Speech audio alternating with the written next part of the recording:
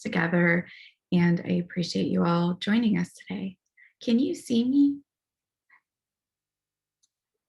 Yes. Okay, thank you. So if you could just give us a second to maybe restart the slideshow.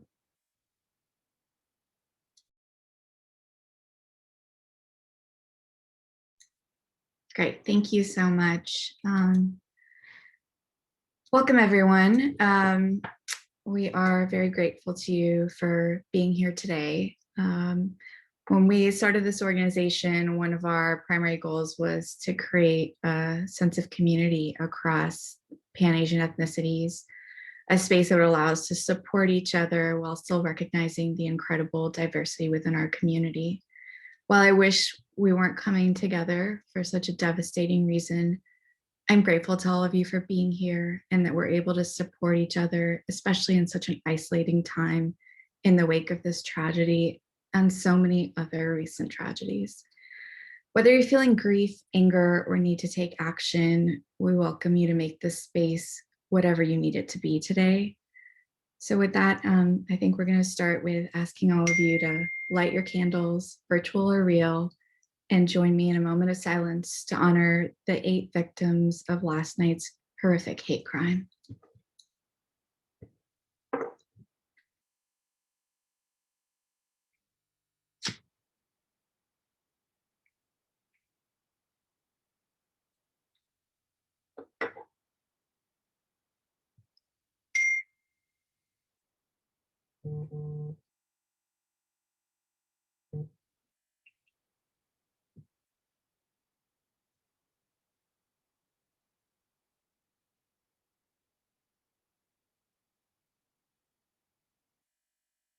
Thank you, everyone.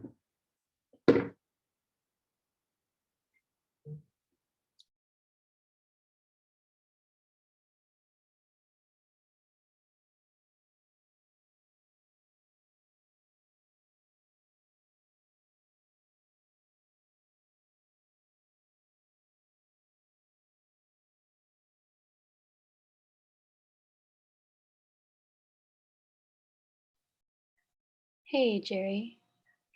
Can you make Kevin Guskowitz a panelist, please? Yeah, I read that right now, sorry. I just did it.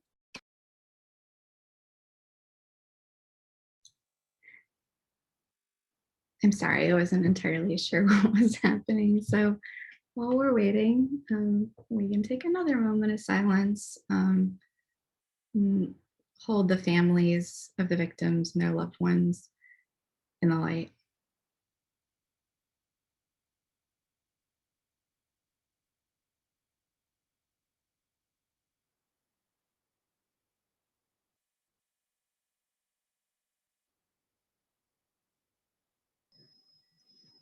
All right, I think I'm gonna. Those were the names of last night's victims that have been released.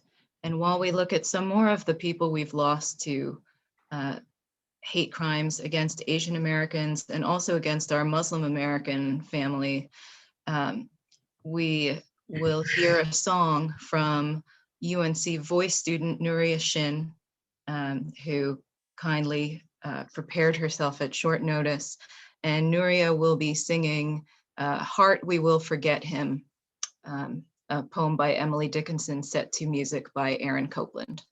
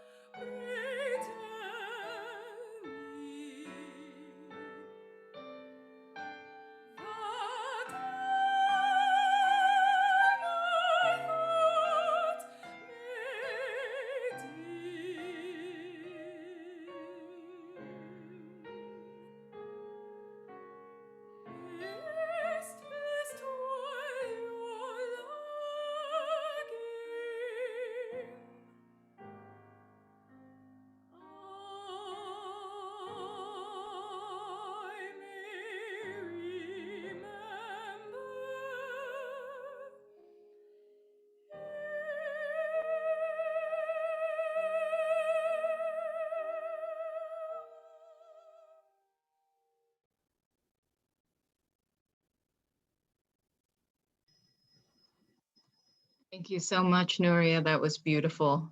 What a lovely tribute for us to hear. We're also fortunate to have tonight at very short notice, miraculously, UNC Chapel Hill Chancellor Kevin Guskowitz. Chancellor, we thank you for making the effort to clear your schedule and be here. We know that's not easy. And I understand you have just a few words you'd like to say.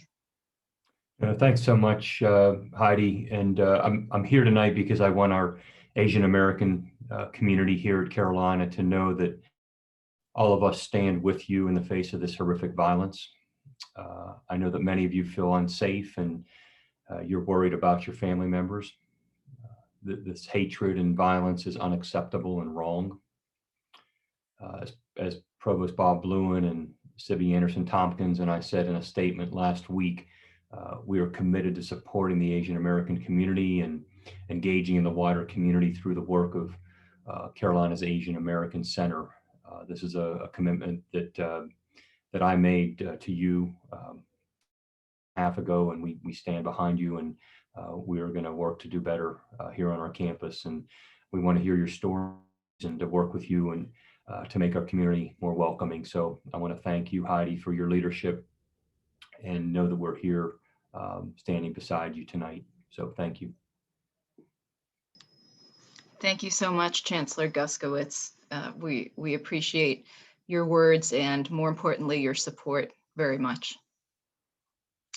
As we were putting this event together, we were gathering this afternoon with the North Carolina Asian Americans Together staff, and I was messaging with many colleagues and students.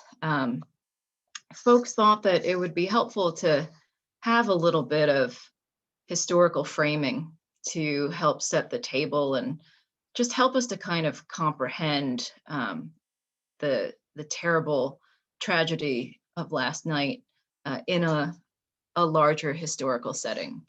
And I'll only take a few minutes to do that. And there are so many ways that I could go about that. So I could take you back a decade to the Oak Creek, Wisconsin shooting at a Gurdwara, a Sikh temple. 6 Asians and Asian Americans were killed there by an avowed white supremacist. And it was a terrible grief to a community that was really embedding itself into the fabric of Midwestern life.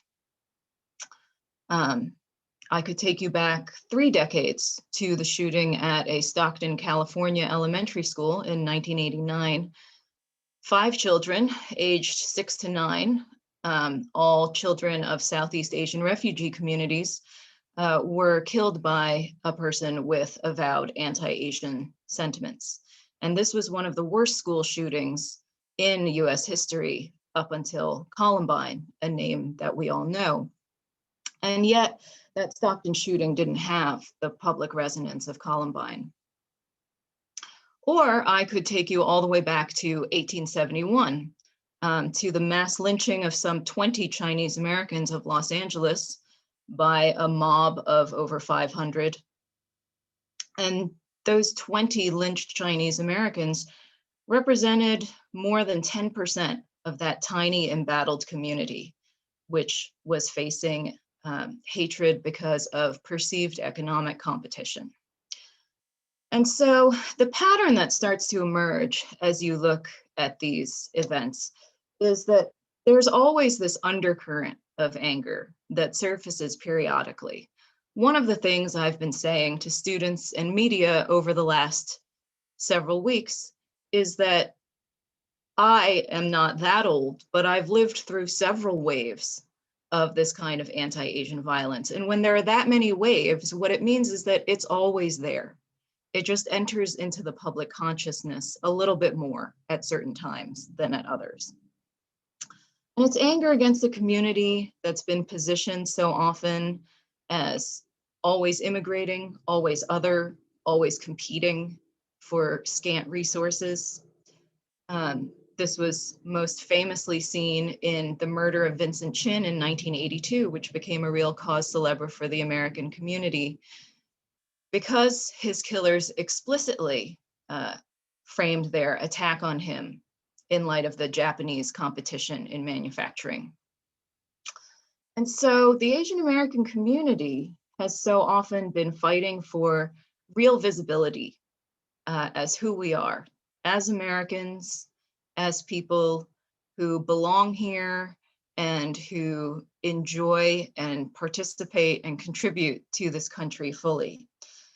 And that fight comes against all kinds of stereotypes. There's the unassimilable foreigner who's perpetually un-American, dirty, diseased, certainly something that has resonance today. All of these different others. There's the model minority who is quiet, compliant, seeks to succeed economically and not take too much socially or politically. There are other more gendered stereotypes, the dragon lady or the meek Charlie Chan. And I particularly wanted to bring those in because we're already seeing, because there's such a fear of attributing things to racist behavior in this country, we're already seeing people try to walk back last night's shootings and say, oh, the killer's saying it was, because of other things, that it wasn't about race. But as many people, including the really astute writer N.K. Jemisin, have noted, the sexualization of Asian American women directly ties into the killer's stated motives. And so these stereotypes really constrain us and really repress us in many ways. And they also divide us. They divide us from each other within the Asian American community, and they divide us from other Black, Indigenous, and people of color in this country who have also suffered and suffer the same kind of racist attacks, including mass shootings, mass attacks, mass incarceration. And yet, we're all still here, and we're vibrant, and we are going to work together. And that is one of the things that the UNC Asian American Center is doing with the help of our fellow centers, and that North Carolina Asian Americans together does with the other groups it works with, like the NAACP. And we need to do this work, all of us. We all need to do it individually and in organizations like this to break what historian Ronald Takaki wrote of as the iron cages of race that keep us separate. And this is a battle that we all work out on different fronts. We might work it out politically or personally, or we might fight for better media representation. All of these things contribute to the greater cause. And one of the first steps toward this kind of solidarity and visibility was the creation of an Asian American identity by people who felt like this in the 1960s and wanted to create strength in our community. So we stand together here, and we know that we have suffered these attacks for decades, really centuries in this country, but we also know that we have risen above, that we are resilient. And that's, I think, an equally important lesson to take from this history.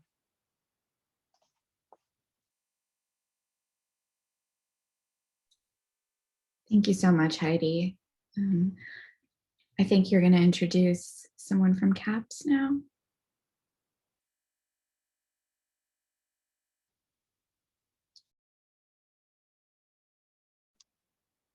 I think you're up actually, Chevy, to introduce the senator, state senator. I think we're going to switch things around a little bit. Okay. So we are really happy to have here with us two professionals to help us process the events of last night and of the last several months.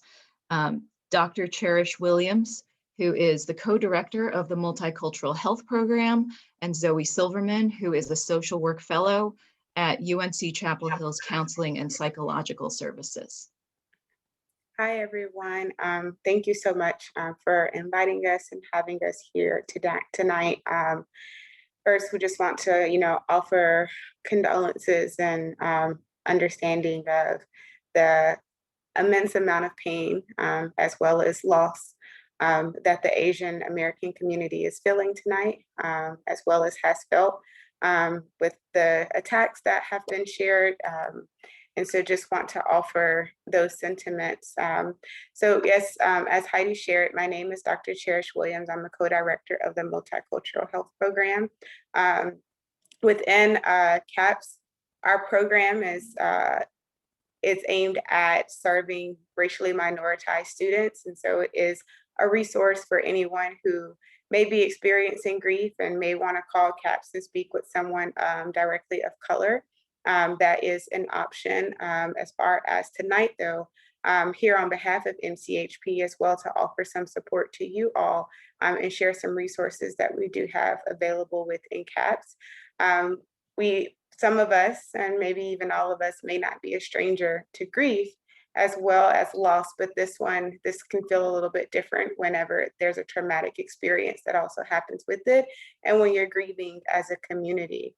And so as a result of that, I just want to share with you all to take time with yourself and be kind and gentle with yourselves.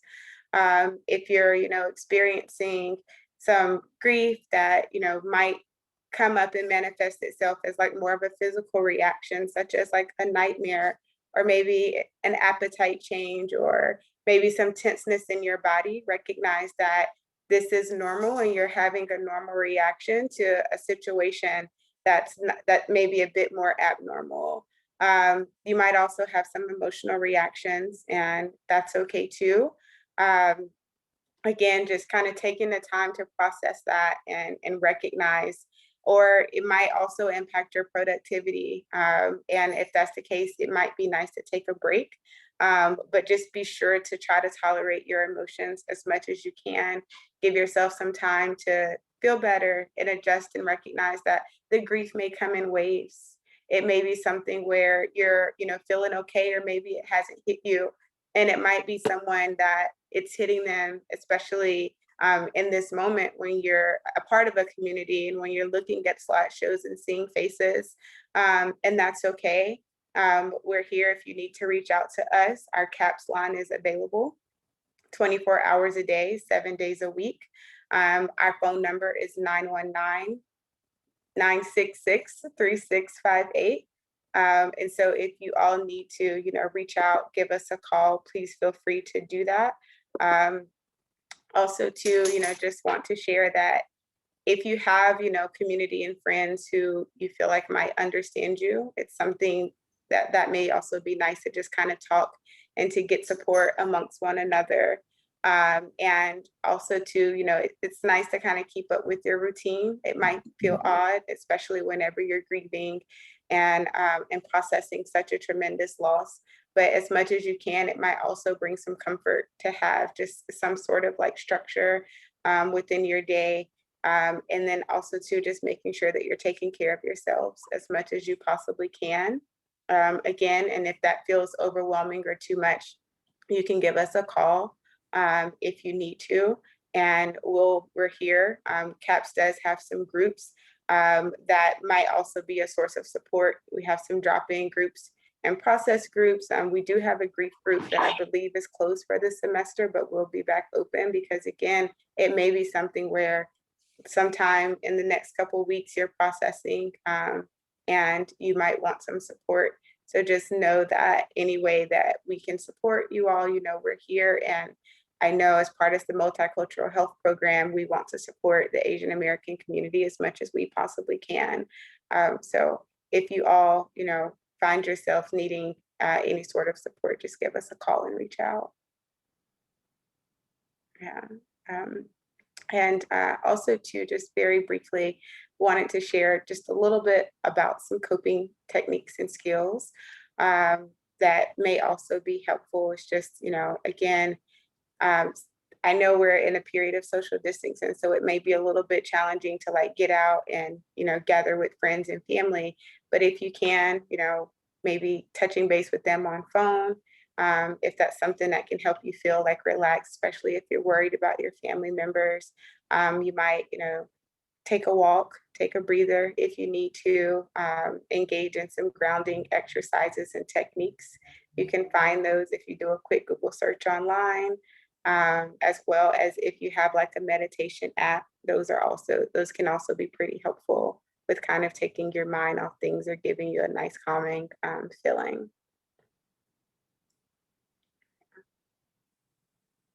But yes, so thank you all so much for having us, and we'll stick around for a bit, especially if you all need some support. Thank you so much, Williams. Yeah, no problem.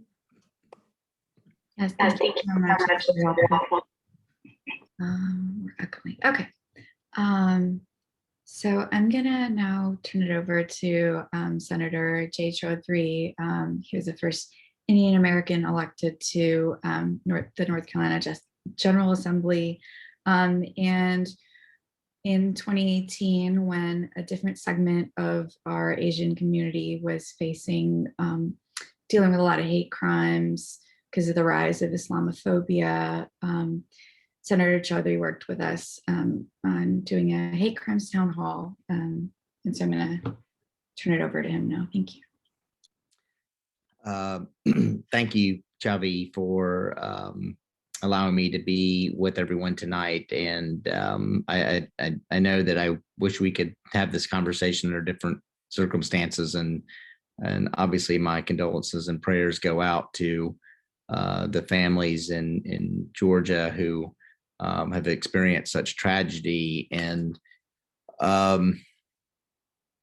it's hard to process because this is something that we're seeing nationwide, and we're also seeing specifically to the Asian American community is the increase in the number of hate crimes across the state. I mean, many of you know that earlier this week, Stop AAPI Hate just released a report that said there were almost 4,000 incidences of hate crimes that took place just in between the months of February and March.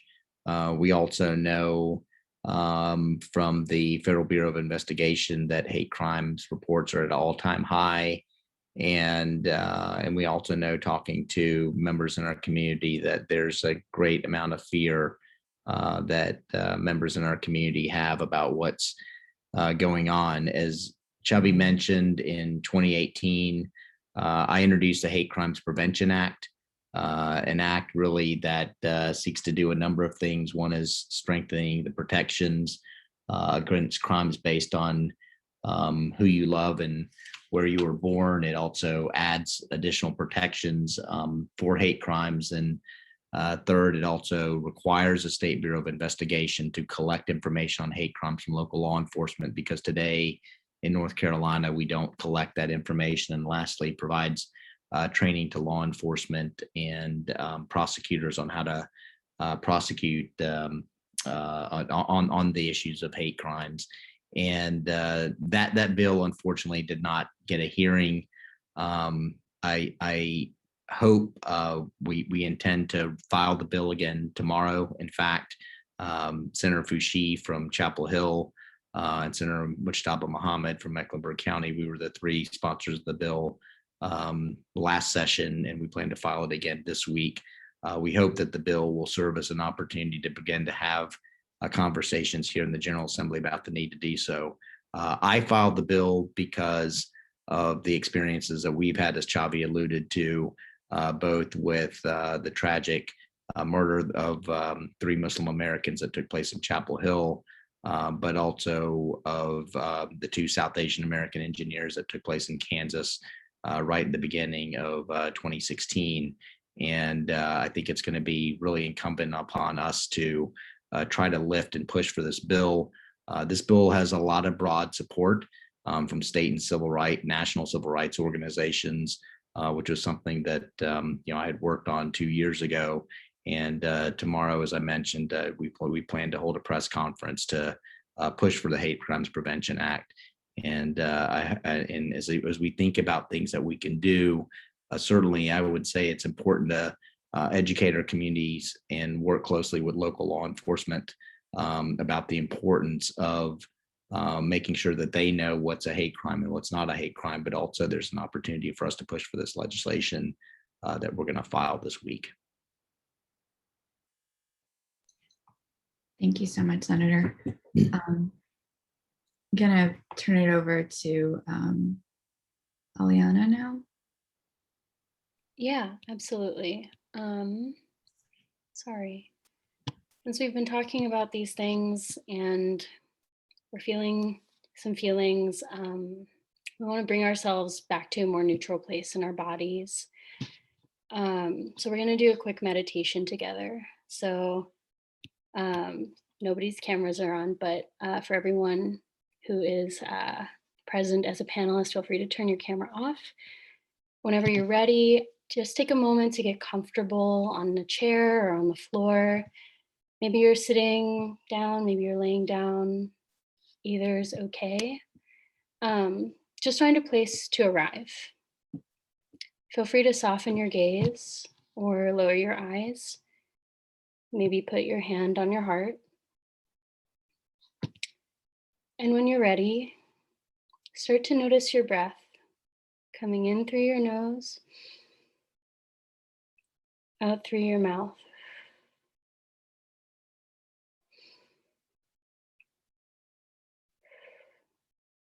Take a moment to notice where the exhales are a bit ragged and the inhales are a bit irregular. That's okay. In through your nose, out through your mouth. Allow your breath to come to a natural rhythm. Take your time with this. It's okay. If you find your mind wandering to the future or to random thoughts or some feelings you're having, maybe you're thinking about your responsibilities or tasks.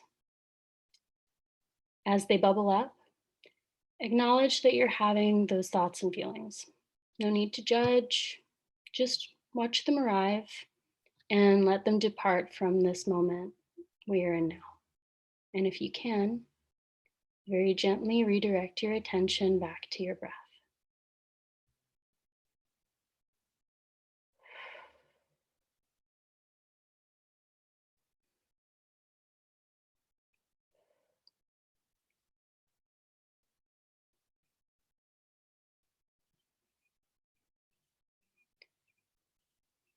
And begin to notice how your body feels, if it feels right. Notice any tension or restlessness, heaviness or lightness, starting at your head and working your way down. Maybe your brow is furrowed.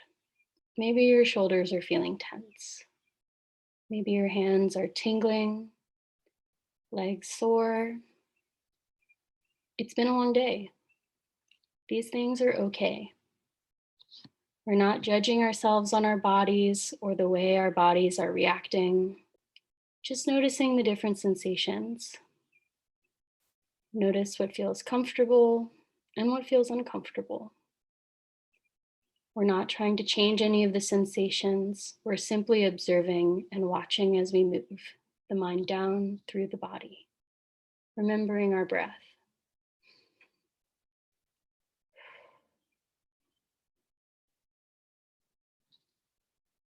If it feels right, you might feel compelled to begin to arrive where we are and to very slowly open your eyes. Continue to feel your breath in through your nose, out through your mouth. It's a really human experience to feel grief and pain in our bodies. And it's okay to pay attention to the way our bodies express those things. Our bodies are telling us what we need. And it's okay to take a minute to recognize ourselves as emotional, breathing, embodied beings living here and now. Everyone's process is different, but we're not alone. So just take a minute to breathe.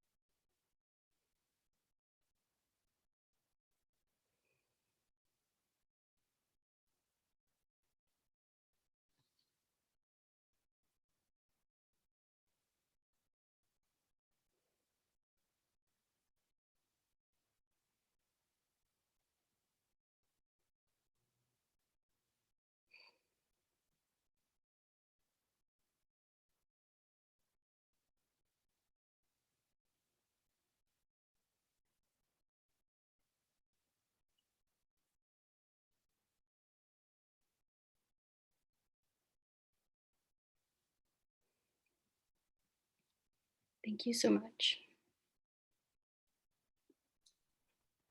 Thank you, Aliana.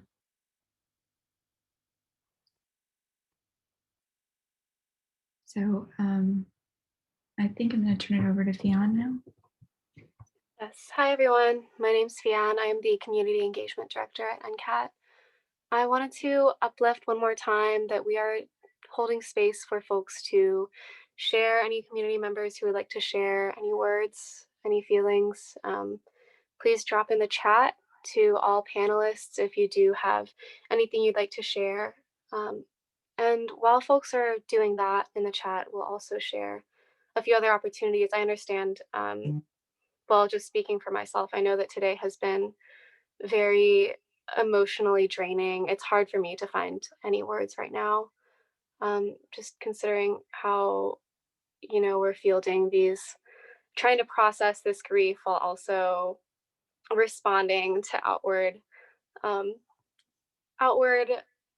sorry, again, having a hard time speaking, responding to outward forces, and so I understand it might be hard to share words now.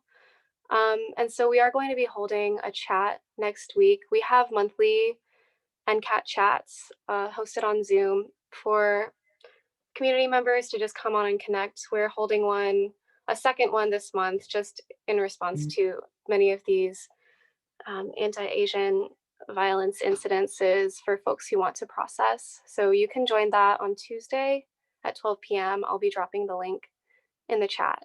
We also have a crowdsourced document that has mental health resources for Asian folks, as well as physical health resources and things that can help with responses to these recent attacks. So I'll be dropping that in the chat as well. It is a crowdsourced document, so anyone can share resources if you find other ones. And again, if you have anything you'd like to share, please do drop it in the chat. And I'd like to make a couple of announcements as well. Next week at the Asian American Center, we'll be trying to turn our thoughts to more celebratory times as the holiday of Holi approaches. And so we have a wonderful poet on March 24th, speaking at 7:30 p.m., Rajiv Mohibir. On March 31st, on the eve of April, which will be UNC's month of celebrating Asian Pacific American heritage, we have Professor Natasha Sharma running an anti-racism workshop that will talk about Asian Americans and the movement for Black lives. A really important point of tension and needed solidarity between our groups. And I'm dropping the registration links for both of those events, which are virtual, in the chat.